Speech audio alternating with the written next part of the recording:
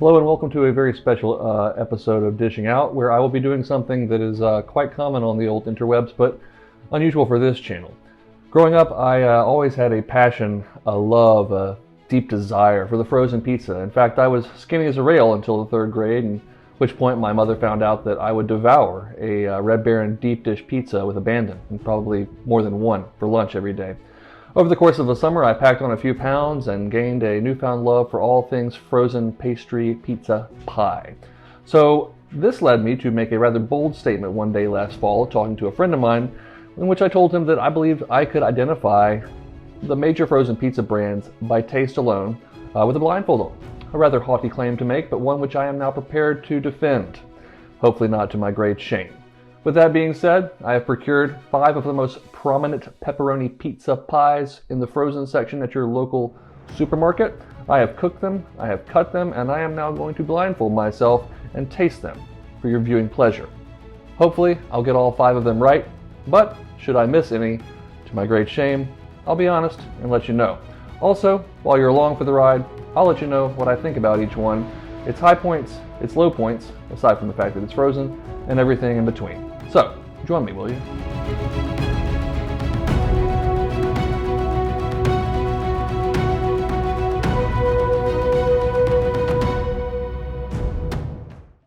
All right, to quote Rhett and Link from Good Mythical Morning, as you can see, I can't. I am very ready for my first slice, so let's get to this.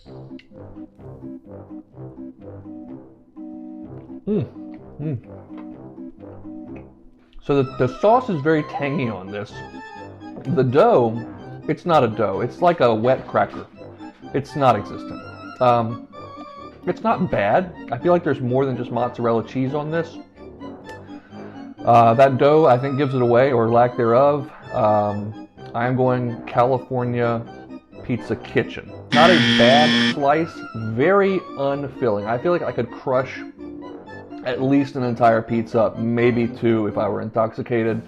So just keep that in mind. It does come at a little premium price point as well, so it's the first one I've had, so it is simultaneously the best and the worst, but I think it's going to wind up towards the bottom of the tier list. Let's go for a slice of another pie, please.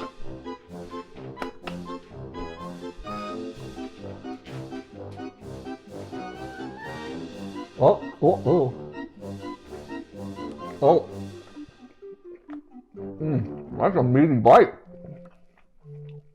Okay. Can I taste the crust again? The bottom of the crust by chance? Okay. Now, as a connoisseur of the frozen pizza, I know that one brand tends to use a lot of cornmeal on the bottom of the crust. It's common, helps it, the little cornmeal ball bearings so that the dough doesn't stick in the oven. I didn't detect those on this pie. It was a thick crust, and we only have 2 thicker crust options, kind of skewing this in my favor, but I am going with Digiorno on that. Pretty tasty bite. It's not delivery. It's not nearly as good as delivery. It is definitely just Digiorno. For me personally, a little too much dough, a little too thick, but that's what you sign up for with a thick crust pizza. So I guess I bought it. I can't complain too much. Definitely better than California Pizza Kitchen, putting it first place right now. Let's have another slice. Oh. Okay.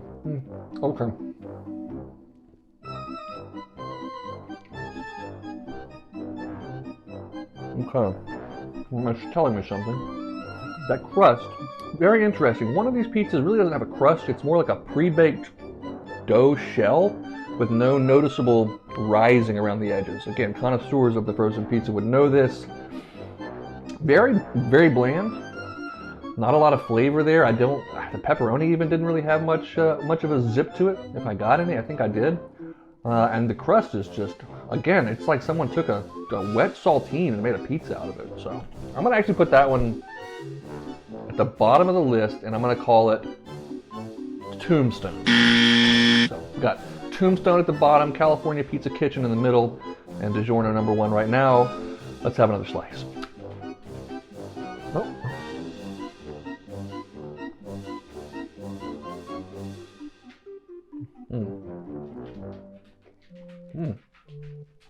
It's a familiar tasting pie. Again, very thin crust, but this one actually had some crunch to it.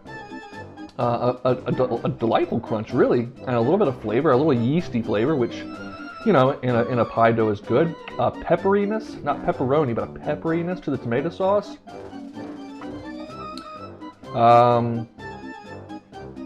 I'm going to say, I mean, obviously it's not a thick crust, so I mean, if I've made a wrong guess so far, I'm locked in, but I'm going with Red Baron.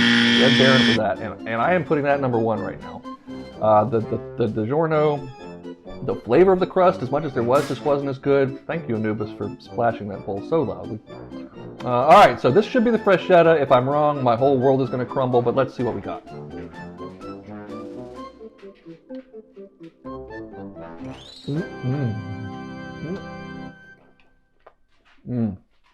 Okay.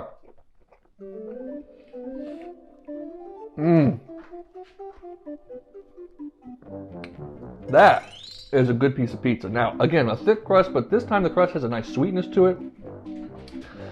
A good doughy flavor, not just like it's just there for dough's sake, but like it's bringing something. That tomato sauce has a sweetness, but a nice tangy acidity too. And the pepperoni, I mean, that's a cured meat.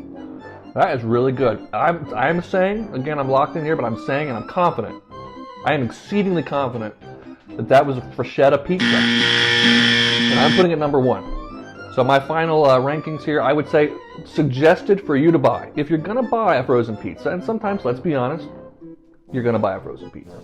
You should buy a Freschetta if you want the rising, thick, natural rising crust. Okay. If you want something a little thinner, I would go with the Red Baron. Especially a Red Baron Supreme would be great.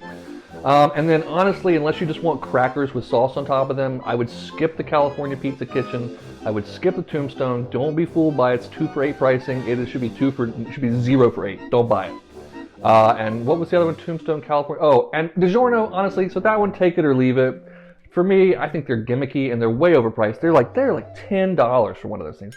That should be a crime right there. $10 for a frozen pizza. You can pick up a medium hand toss from like even the worst pizza place, like Papa John's, and it's better than Digiorno and cheaper. So, anyways, I don't know if I got all these right. Did I get them all right? You got them all wrong. Holy sh**. What? Every bit of them? That's impossible. Oh, that's unfortunate. So, what have I learned from this experience? Well, after taking a shower and washing the disgust and shame off of my body, I have learned that taste testing food with a blindfold is actually challenging. That it is very easy to be loudly wrong about a subject which you claim deep wisdom upon. And apparently that I have no shame in posting my failures on the internet and thanking you for watching every minute of it. So, with that being said, truly thanks for watching. Get on out of here and go make something delicious.